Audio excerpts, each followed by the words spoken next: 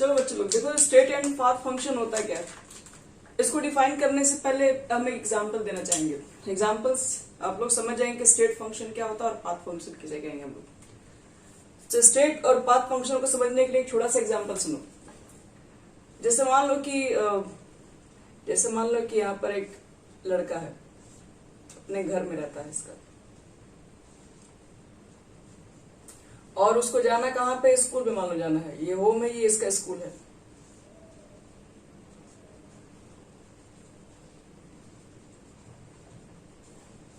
और यहाँ पर मान लो उसके टीचर्स लोग हैं, और मान लो इसके यहाँ पर एक पापा भी हैं,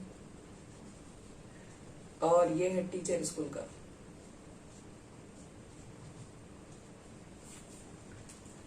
देखो ध्यान से, अब देख लो, अगर मान लो कि अगर ये बच्चे को मान लो कि जाना है स्कूल, ठीक है, और यहाँ पर जो इसका टीचर है, मान लो कि स्कूल का टाइमिंग हो गया है, बेल वगैरह लगने वाला है, तो स्कूल का जो मान लो कि प्रिंसिपल है, चाहे टीचर है, चाहे कोई भी चीज वहां पे है, तो वो किस बात पे बच्चे पे मतलब सोचता है, वो सिर्फ यही सोचता है कि बच्चे अपने टाइम पर पहुंचे। वहां पर जो भी स्कूल का मेन जो टीचर होगा वो यही सोचता है कि बच्चे लोग जो भी है वो टाइम पर आए। वो किधर से आ रहे हैं, कहाँ घूम फिर के आ रहे हैं, उनको उससे कोई भी मतलब नहीं है। उनको सिर्फ इससे मतलब है कि बच्चे अपने घर से निकलकर मेरे पास आ जाए, चाहे वो कहीं से आए, नहीं फर्क पड़ता है। मतलब होम से स्कूल में वो आ जाए, बस वो यही चाह रहे हैं फिर। लेकिन अब मान लो कि यहाँ पर इसके जो फादर हैं, सपोज करो फादर ने क्या किया कि अपने बच्चे को नया नया भी स्कूटर दिलाया, मान लीजिए कि, तो नया नया स्कूटर दिलाया है, तो बच्चे तो जिस स्कूटर से जा रहा है स्कूल, लेकिन अभी बच्चा थोड़ा सा मान लो कि बिगड़ा हुआ भी है। बच्चा क्या कर रहा है कि थोड़ा अगल बगल दोस्तों को भी साथ में लेके जा रहा है, जो कि उसके रास्ते में, स्कूल के रास्ते में नहीं आता है। वो अलग अलग रास्ते में, मान लो कि यहाँ पर उसका अलग अलग 3 जगह दोस्त खड़ा हुआ है, जो कि हट के इसके क्या बोल इसके स्कूल के रास्ते से हट के, लेकिन फिर भी उसको नया स्कूटर में सोचा कि चलो पैदल तो चलना है नहीं, इन लोग को भी साथ लेते चले।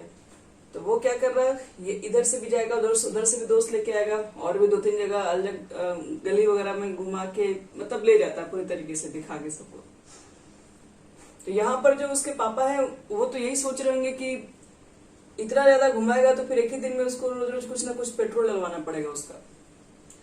इसलिए वो सोचते हैं कि ये लड़का दूसरे जगह ना जाके सीधे ये स्कूल में डायरेक्ट है, और ये यहाँ पर नहीं जाए, क्योंकि यहाँ पर जाएगा तो इन्हीं का मतलब ज्यादा खर्च बैठने वाला है। तो इसलिए देखो यहाँ पर एक स्टोरी है कि यहाँ का जो मान लो जो गार्जियन है, यहाँ के जो मान लो कि फादर है, वो चाहते हैं कि मेरा बच्चा कम से कम इधर उधर जगह जाए, ताकि कम से कम उनका पेट्रोल बर्बाद हो, कम से कम पैसा लगे और आसानी से वो स्कूल भी जा सके। मतलब ये डिपेंड कर रहा है, मतलब ये सोच रहे हैं कि ये जो लड़का है वो हर जगह ना घूमे।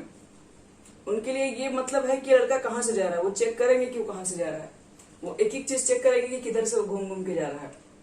लेकिन यहाँ का जो स्कूल का टीचर है उसको क्या मतलब है कि वो कहाँ से आ रहा है, वो चाहे किसी गली से आ रहा है, किसी मोहल्ले से आ रहा है, दोस्त के साथ आ रहा है, किसी के साथ आ रहा है, इससे कोई मतलब नहीं। उसको तो मतलब है कि अपने घर से निकल के मेरे पास पहुंचे, चाहे कहीं से आए। तो जो यहाँ पे स्कूल का टीचर है वो याद रखना, उसको हम लोग बोलते हैं स्टेट फंक्शन। स्कूल का टीचर जो है वो स्टेट फंक्शन है। स्टेट फंक्शन क्यों है, क्योंकि उसको सिर्फ मतलब है इनिशियल फाइनल, अपने घर से निकला यहां पहुंचे, कहां से आए कोई मतलब नहीं।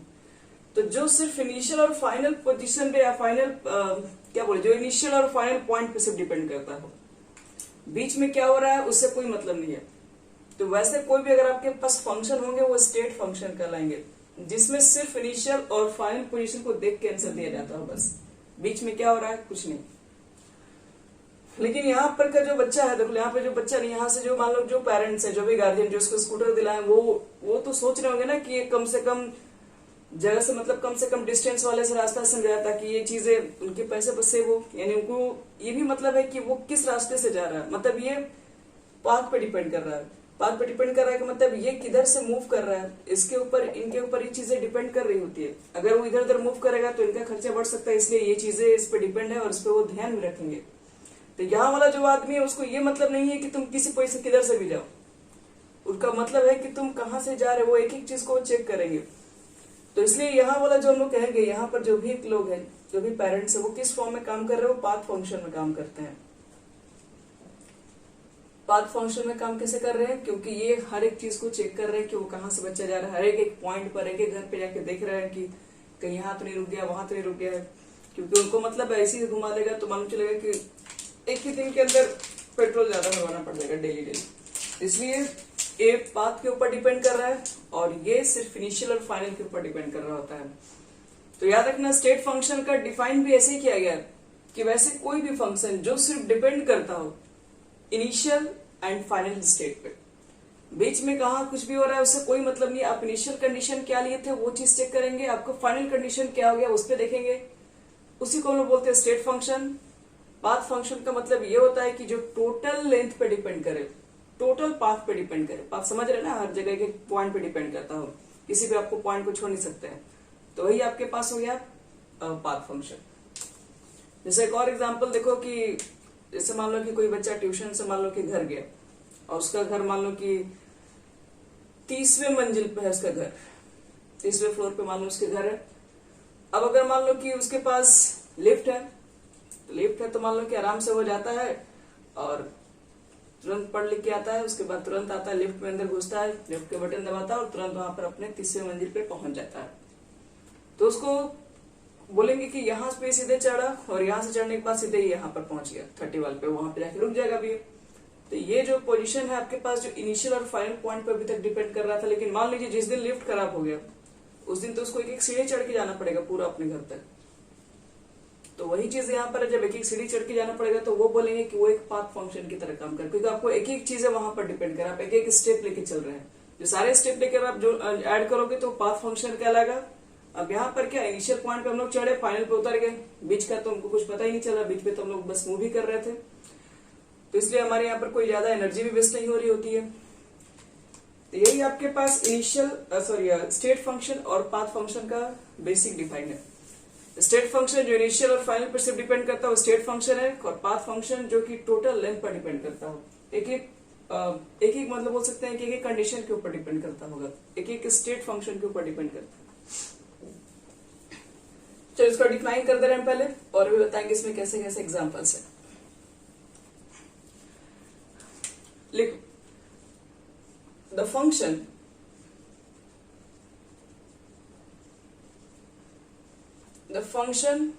which depends, the function which depend only on initial and final state of a system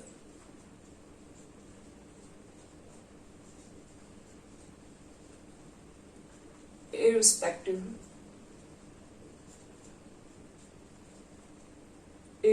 of path।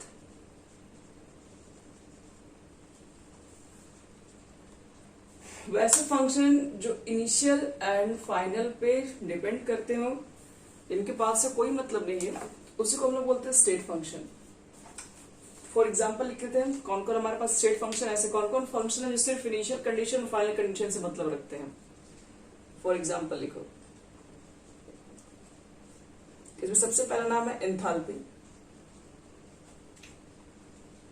जिसको हम लोग डेल्टा एच से इंडिकेट करते हैं। एच लिखो सर, इंटरनल एनर्जी,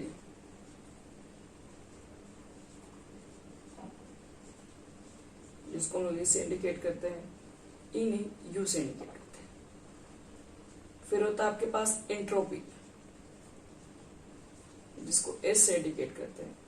फिर होता है गिब्स फ्री एनर्जी। देखिए पूरे चैप्टर में यही 4 टॉपिक के ऊपर ही बात होगा, इसलिए ये बार बार एग्जाम्पल दे रहे हैं ताकि जब हम लोग चैप्टर स्टार्ट करें ये सब चीज के बारे में पढ़ना, तो आपसे पूछा जाए कि एंथैल्पी क्या होता है तो आपको पता होना चाहिए वो स्टेट फंक्शन है सिर्फ। Gives free energy,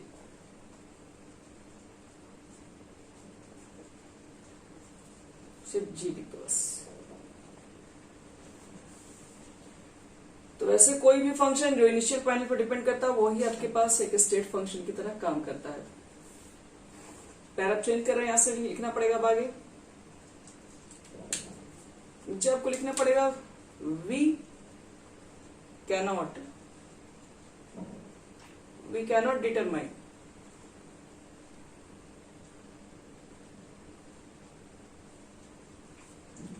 cannot determine the absolute value of a state function.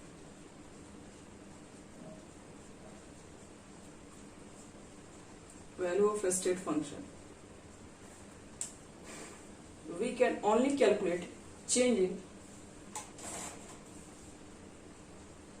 We can only calculate change in its value. Change in its value. हम लोग स्टेट फंक्शन के अगर हम लोग चाहें भी तो उसके एग्जैक्ट वैल्यू को फाइंड नहीं कर पाते इसमें, इसलिए हम लोग सिर्फ उसके अंदर चेंजिंग को कैलकुलेट कर पाते हैं। ये सब क्यों नहीं कर पाते हैं आप लोग पढ़िएगा उसमें जब स्टार्ट करेंगे। स्टेट फंक्शन को आप कभी पूरी तरीके से नहीं फाइंड कर पाएंगे, तो नहीं निकाल पाते, इसलिए हम लोग क्या करते हैं उसके अंदर चेंजिंग सिर्फ चेक करते हैं, पहले क्या था और अब कितना हो गया। तो इसलिए हम लोग क्या कर सकते हैं उसको स्टेट फंक्शन के अंदर रखते हैं और change in state function is equal to, ऊपर से मिटा रहे हैं,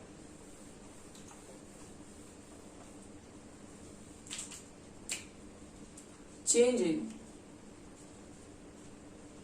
a state function is equal to, formula होता है final state minus initial state.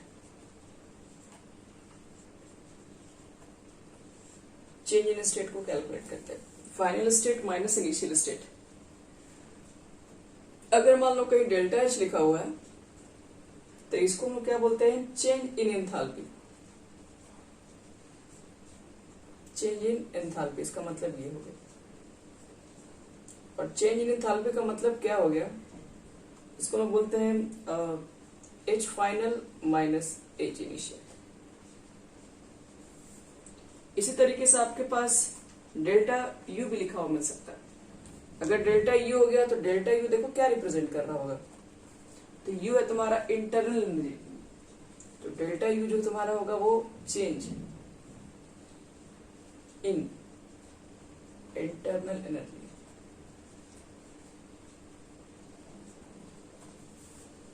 फिर अगर हम बात करें डेल्टा एस तो चेंज इन एंट्रोपी होता है, एस को एंट्रोपी से इंडिकेट करते हैं, चेंज इन एंट्रोपी। और लास्ट हमारे पास होता है delta G, change in Gibbs free energy.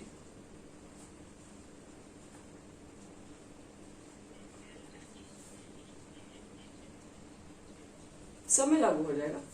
ये जो भी स्टेट फंक्शन होते हैं ना वो सिर्फ इनिशियल फाइनल पर ही डिपेंड करते हैं, तो उसके वैल्यू को कैलकुलेट करने के लिए हमको फाइनल देखना पड़ेगा, इनिशियल क्या रहा होगा, हीट कंटेंट, एंथैल्पी। अब जानोगे तो समझाएगा। अब तो यही तो चारों चैप्टर में यही सब चीज के बारे में पढ़ना है। ये 4 टॉपिक कंप्लीट हो जाएगा तो थर्मोडायनेमिक्स कंप्लीट हो जाता है।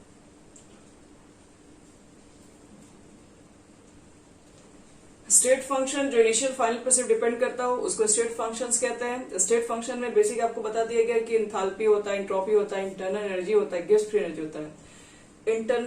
आप स्टेट फंक्शन के एब्सोल्यूट वैल्यू को फाइंड नहीं कर सकते हैं, जो इसमें होने वाले चेंज है सिर्फ उसको फाइंड कर सकते हैं, और उसको फाइंड करने के लिए फाइनल स्टेट देखेंगे और इनिशियल स्टेट में से घटा देंगे उसको।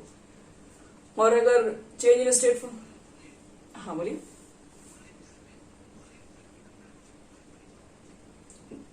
नहीं और होगा, नहीं और अभी और लिखा जाएगा इसके बारे में। अभी तो एंथैल्पी का मेन डेफिनेशन है, हम सिर्फ चेंज बताएं, चेंज को कैसे कैलकुलेट करते हैं। चलो अब लिखो स्टेट फंक्शन आपका हो गया पूरा कंप्लीट। अब बात करते हैं पाथ फंक्शन पे।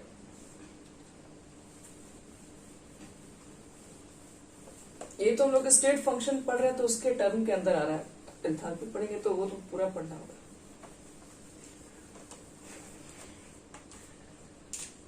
ये चैप्टर में कहा गया बहुत ज्यादा न्यूमेरिकल्स, अभी तक आप एक भी न्यूमेरिकल्स नहीं देखे। इसका मतलब अभी आप लोग सिर्फ स्टार्टिंग सिर्फ डेफिनेशन देख रहे हैं, कौन सी टर्म क्या है। मेन स्टार्ट होता है एंथैल्पी से ही स्टार्ट होगा इसका। तो ये सब चीजें ना, जैसे कि एंथैल्पी हम बोलेंगे स्टेट फंक्शन है, तो आप फिर वहां पूछेंगे स्टेट फंक्शन क्या है, तो इसलिए ये सब चीजें पढ़ के जब लोग वहां पढ़ेंगे तो सब समझ में आएगा। क्या लिखो बच्चे लोग, पाथ फंक्शन।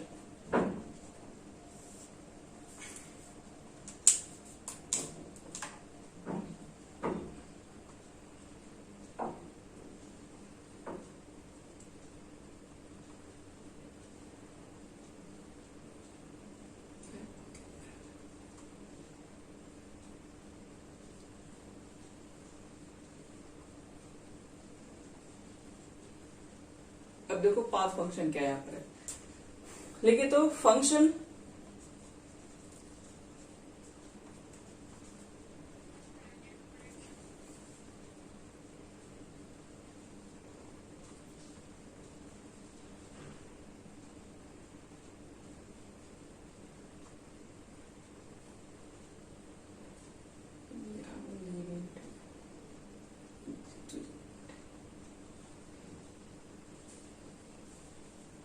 पाथ फंक्शन में लिखो, बोल रहे हैं फंक्शन विच डिपेंड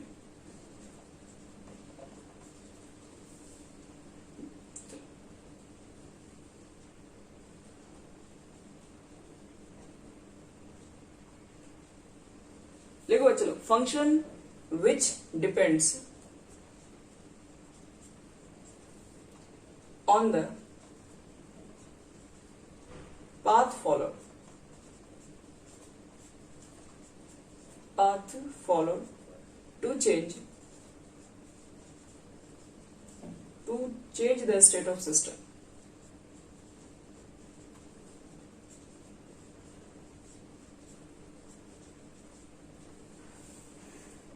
यानी कि वैसे कोई भी फंक्शन जो कि डिपेंड करते हो पूरे पाथ के अंदर चीजों जब चेंज हो रही है, जब एक एक चीजें चेंज हो रही है तो सारे पाथ पर अगर डिपेंड कर रहा होता है तो उसी को बोलते हो पाथ फंक्शन। नाम से क्लियर है, पूरे पाथ पे डिपेंड्स करेगा, एक एक टॉपिक पे एक एक पॉइंट के अंदर क्या क्या चेंज हो रहा है हर एक पॉइंट को मेजर करेगा।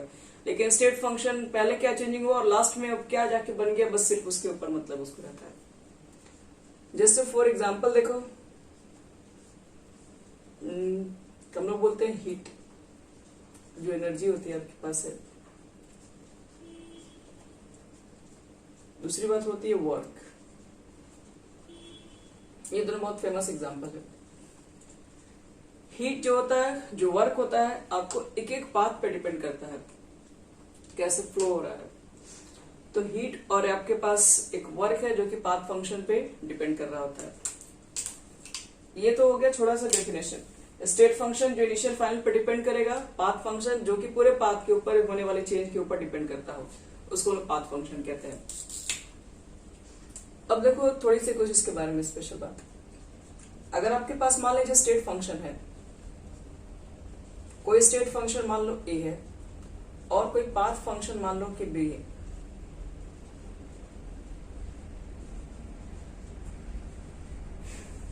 तो डीए इज इक्वल टू हम लोग लिखते हैं स्मॉल चेंज। मान लो कुछ इसमें मैंने छोटा सा कोई चेंजिंग किया, small change in state function.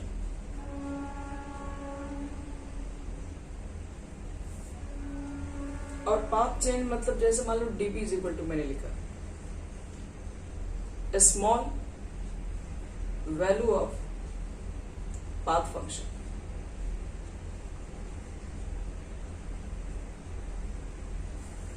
देखो ये स्मॉल वैल्यू को रिप्रेजेंट करेगा क्योंकि एक पार्टिकुलर पॉइंट के ऊपर काम कर रहा होता है ये, और डीए क्या होता है, वो चेंजिंग के ऊपर काम कर रहा होता है।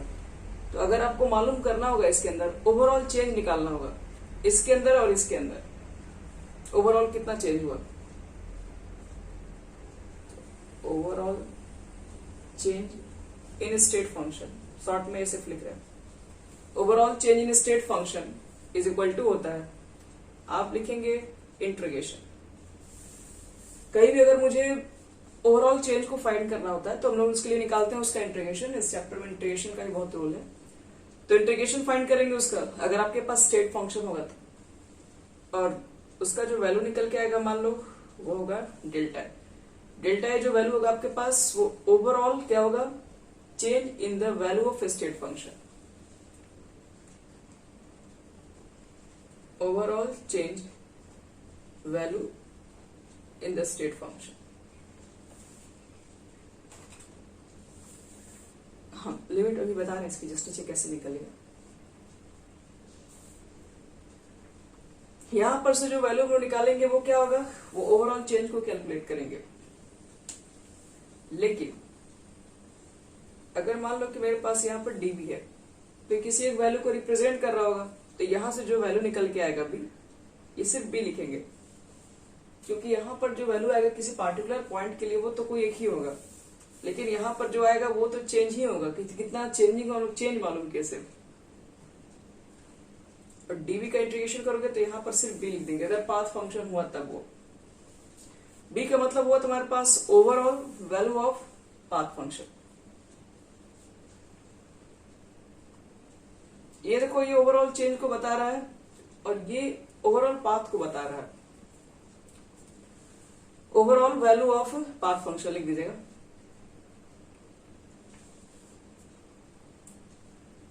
जैसे कि मान लो कि अगर एंथैल्पी अगर हम लोग लेते हैं, मान लो तो dx से इसको इंडिकेट कर दे रहे हैं, क्योंकि इंटीग्रेशन में d से ही लिखा जाता है, dx dy जो भी है। और मान लो कि इसमें कैसे चेंजिंग को लिखा जाता है, उसमें लिखा जाता है कि मान लो कि पहले आपके पास जो एंथैल्पी था वो h1 था, मतलब h1 इसके अंदर जो कंडीशन होगी वो सब उसके अंदर है, और फाइनल आपके पास एंथैल्पी जो हो गया वो h2 पे जाके चला गया। तो इसके अंदर ओवरऑल चेंजिंग को कैलकुलेट करने के लिए क्या करते हैं, तो डेल्टा डीएच का आप पहले क्या करेंगे, इसका इंटीग्रेशन फाइंड करेंगे। और इंटीग्रेशन फाइंड करेंगे तो एंथैल्पी आप लिख रहे हैं, तो एंथैल्पी तो क्या स्टेट फंक्शन है, और स्टेट फंक्शन का जो वैल्यू है वो तो डेल्टा एच के फॉर्म में निकलेगा। और डेल्टा एच के बाद आप इसके लिमिट्स को रखेंगे h1 h2। और लिमिट को कैसे सॉल्व करते हैं इंटीग्रेशन के अंदर, तो पहले आपको ये पुट करना पड़ेगा यहाँ पर, मतलब कि अब यहाँ पर जितना आपके पास हिट है, ठीक है, डेल्टा एच का मतलब वो डिफरेंस कितना है, पहले कितना वो रखा होगा, उसके बाद यहाँ पे रख देना होगा, फिर दोनों को घटा देना होता है, यानी कि delta h2 minus delta h1। इसी से हम लोग कैलकुलेट कर लेते हैं फिर। तो खैर इतना हार्ड नहीं है जितना वो सोच रहे हो, बस याद रखना इसके अंदर की इंटीग्रेशन जब भी करेंगे तो यहाँ पर कुछ लिमिट्स रहता है, आपको इनिशियल और फाइनल को बताता है कि किसके किसके बीच में आप ये काम कर रहे हैं, क्योंकि वो इनिशियल फाइनल पर ही डिपेंड कर रहा होता है। इसलिए आपको यहाँ से लिमिट्स निकालना होगा, इसके अंदर पुट करना होगा। और इसको कैसे सॉल्व करते हैं लिमिट्स को, तो जहां पर आपके पास क्योंकि ये वैल्यू तो आपके पास h जो है वो तो एंथैल्पी की जगह पर ही है, तो आप इसको h की जगह पर ही पुट करोगे। तो फाइनल वैल्यू पहले रखते हैं और माइनस इनिशियल वैल्यू को बाद में रखते हैं।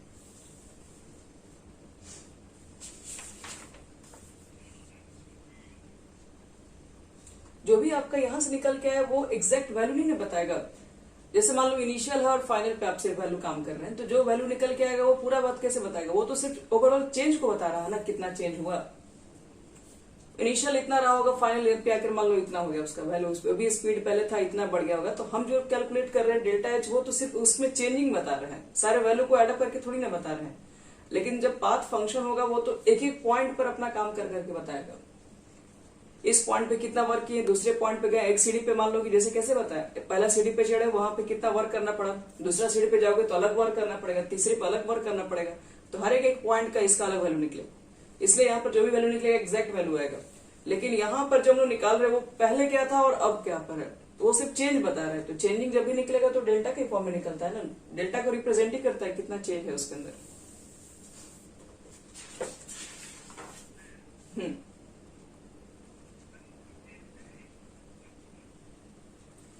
डेल्टा H2 जैसे कि हमको ये चेंज इन दोनों के बीच में ही निकालना है, H2 और H1 के बीच में।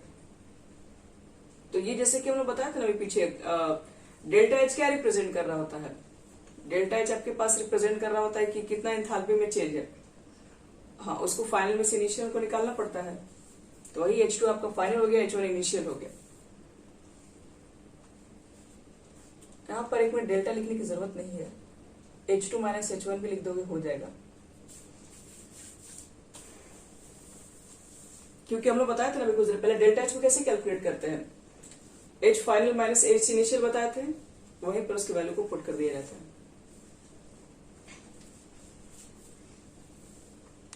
चलो ये तुम्हारा हो गया टॉपिक कंप्लीट, स्टेट